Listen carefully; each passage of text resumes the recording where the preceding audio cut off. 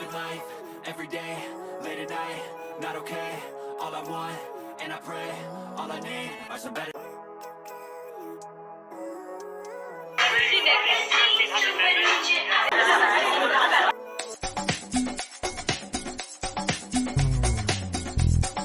Showbiz Kachika TV.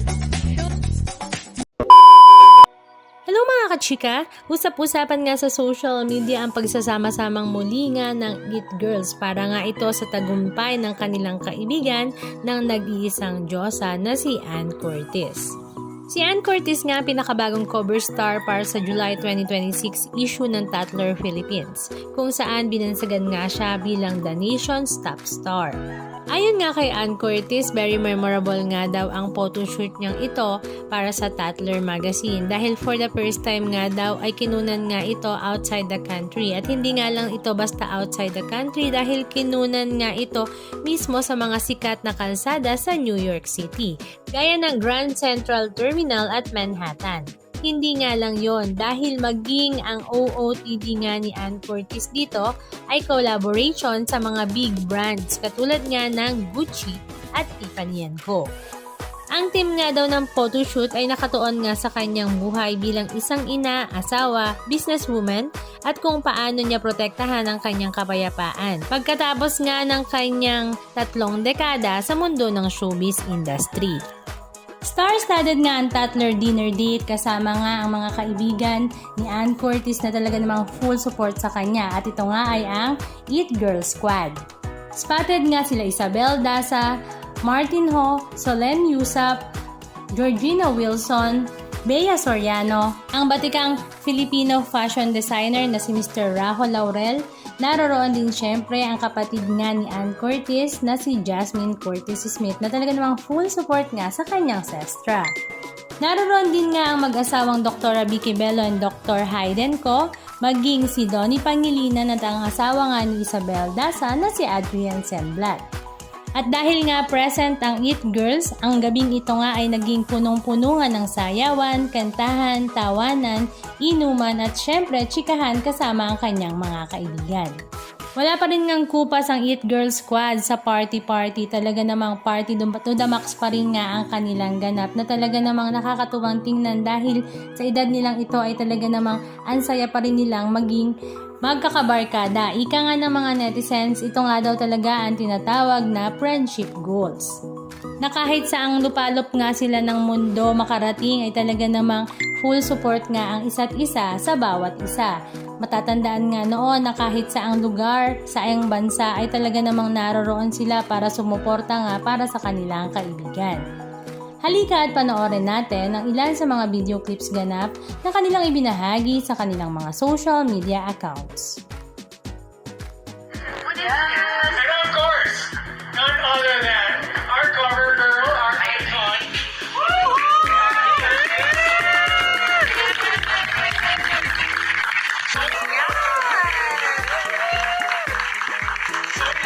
So what happened during this shoot? It's the first time we're actually doing something where we're interviewing. And I know this is your first time that you... Yeah. This was really special for me because it's my first time to do, out of how many years I've been doing covers, this is the first time that I got to shoot in New York with Gucci and Tatler. So it was really special, and of course with you guys of Becoming Us. I've been doing covers, this is the first time that I got to shoot in New York with Gucci and Tatler. So it was really special, and of course with you guys of Becoming Us. Yeah, and I was just so happy with how everything turned out, how everything fell into place. It was supposed to be super rainy, but the sun came out for us and we were able to shoot these super fabulous photos. So yeah, it was a great experience.